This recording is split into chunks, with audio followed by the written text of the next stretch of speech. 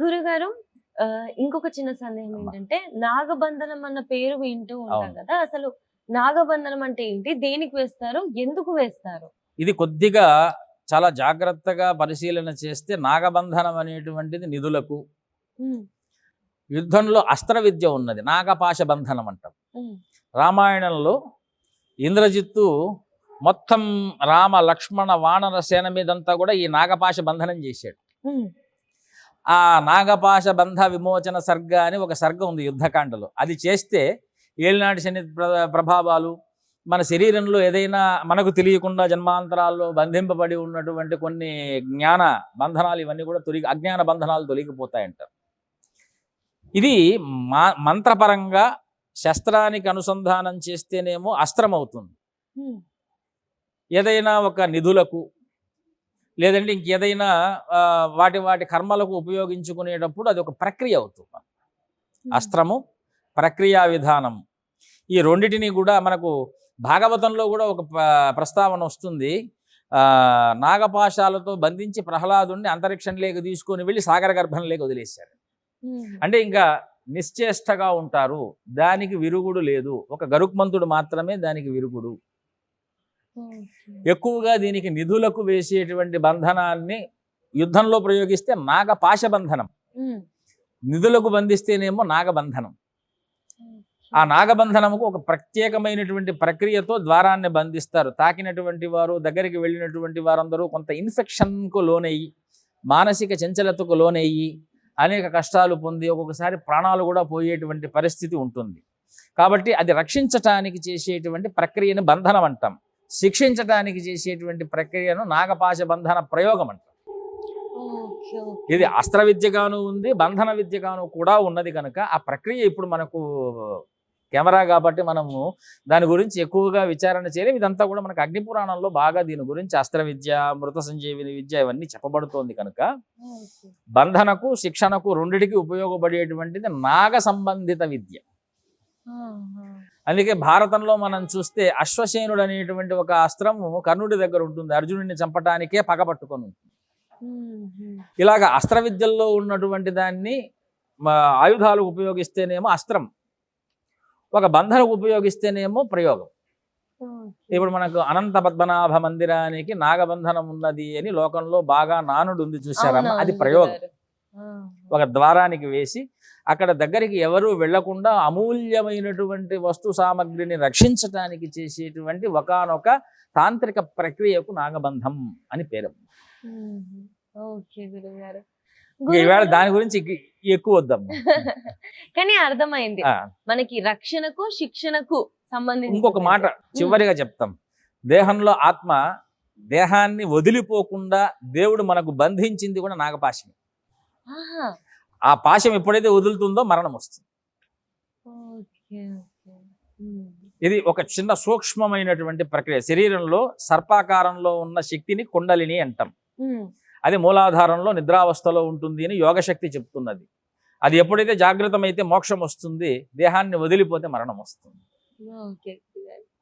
దాన్ని బంధించి ఏదైతే బలంగా పెట్టుకొని మన జీవిత యాత్ర నడుపుతుందో దాన్ని నాగపాశ బంధనము, బయట వేస్తే నాగబంధనం.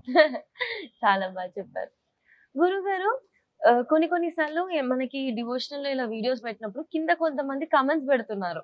ఏమని అంటే, జీవులైన ప్రాణాలు, మొక్కలకి, చెట్లకి కూడా ప్రాణం ఉంటుంది కదా, ఎవరైతే మేము ఇలా శాకాహారులం అని చెప్తున్నారో కూరగాయలు కావాలంటే ఆ కూరగాయల చెట్లను కోసే కదా తింటున్నారు, మరి అది పాపం కాదా? మాంసాహారం కోసం జీవులని చంపి తింటేనే పాపమా అని చెప్పి ఈ విధమైన కమెంట్స్ వస్తున్నాయి. వాళ్ళకి మీ సమాధానం ఏంటి? లలితా సహస్రనామం మీరు ఎప్పుడన్నా విన్నారా, చదివారా అమ్మ? కొన్ని లైన్స్. అందులో పరా, పశ్యంతి, మధ్యమ, వైఖరి అని 4 శబ్దాలు ఉన్నాయి. ఈ 4 శబ్దాలు వికారము అనేటువంటిది మనుషుల్లో ఉంటుంది. వైఖరి, పరా ప్రత్యక్షిత రూప, పశ్యంతి పరదేవత, మధ్యమ వైఖరి రూప, మునిమానస హంసిక అని అమ్మవారిని మనం కీర్తిస్తున్నాం. వైఖరిని తర్వాత వచ్చేటువంటిదంతా కూడా హింస.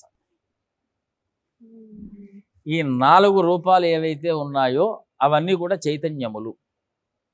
ఉత్తర గీతలో కృష్ణ పరమాత్మ మనకు చెప్పాడు, ఇవన్నీ కూడా ప్రాణం కింద మనం తీసుకోకూడదు, కానీ అవి జీవం కిందకి తీసుకోవాలి. అంటే జీవం కింద తీసుకోకూడదు, కానీ ప్రాణం కింద తీసుకోవాలి. వృక్షాలు ఏవైతే ఉన్నాయో శాకాహారములు, కృష్ణ పరమాత్మ అర్జునుడితో ఉత్తర గీతలో చెప్పినటువంటి మాట చెప్తున్నాము. పరా వృక్షేషు సంజాత, వృక్షములందు ఉండేటువంటి ప్రాణములని పరా అని పిలుస్తాము. దానికి నాశనము లేదు.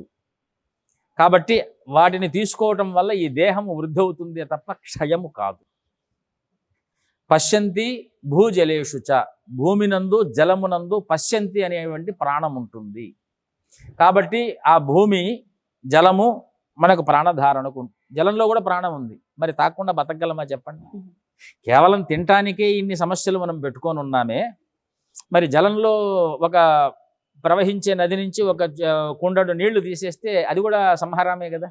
కానీ వీటి యందు సంహార లక్షణాలు లేవు, వృద్ధి లక్షణాలే ఉన్నాయి. పరా వృక్షేషు సంజాత పశ్యంతి భూజలేషు చ మధ్యమా పశువక్త్రేషు, పశువుల యందు మధ్యమ ఉంటుంది కనుక మనుష్యేషు చ వైఖరి, మనుష్యుల యందు వికారం ఉంటుంది. అంటే వాక్ శక్తి. పశువుల్లో వాక్ లేదు, కానీ ఒక శబ్దం ఉంది. ఏదో ఒక ఆవు అయితే అంబా అంటుంటాం, మేకైతే మే అంటున్నాం, గుర్రం అయితే సకిలిస్తుందని, గాడిద వాండర పెడుతుందని, సింహం గర్జిస్తుందని, ఇవన్నీ కూడా మధ్యమ శబ్దాలు. అంటే అక్షర స్పష్టత లేని ప్రాణములు. వాటి హింస కూడా పాపమే. కాకపోతే అనాదిగా కొంతమంది వాటిని ఆహారంగా కొన్ని పదార్థాలను నిర్ణయించుకొని తీసుకుంటున్నారు కనుక దీన్ని వైఖరి మధ్యన తీసుకుంటామమ్మ. కాబట్టి పరా పశ్యంతి ఏవైతే ఉన్నాయో అవి కేవలము ఆహార సంబంధమైన ప్రాణములు. మధ్యమ వైఖరులు ఏవైతే ఉన్నాయో అవి రక్షణాభివృద్ధి కలిగినటువంటి ప్రాణములు. అంటే ఇప్పుడు జంతువులు అరణ్యాన్ని రక్షిస్తున్నాయి, మానవులు సంఘాన్ని రక్షిస్తున్నారు. వాటికి వీటికి వైరం వచ్చినప్పుడు చంపుకుంటూ ఉంటారు. ఇంకా మనిషి వికారం కలిగిన వాడు కనుక తన రుచి కోసం ఏదైనా చేస్తాడు, తన రుచిని సమర్థించుకోవటానికి ఏమైనా మాట్లాడతాడు.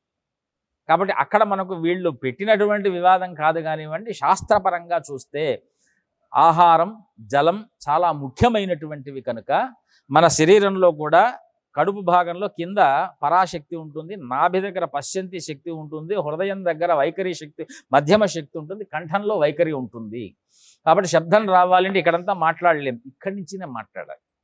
కాబట్టి ఈ వృక్షములందు ఉండేటువంటి శక్తి పరాశక్తి. ఆ పరాశక్తి ఆహారమైనటువంటి శక్తి. దాన్ని తీసుకోవటం వల్ల దాన్ని ఓషధి అన్నారే తప్ప ఏది కూరగాయల్ని, ఆకులను, చెట్లను అన్నిటినీ కూడా ఓషధులు అన్నారు కనుక మనిషి మనుగుడకు కావాలి అని పరమాత్మ సృష్టించినటువంటి ప్రాణులను వృక్షములు, ఓషధులు అంటున్నాం. జలములు ఈ రెండు కాకుండా ఏవైనా ఉన్నాయి అంటే అవి హింసతో సమానం. ఇది ఉత్తర గీత అని మనకు తెలిసింది భగవద్గీత.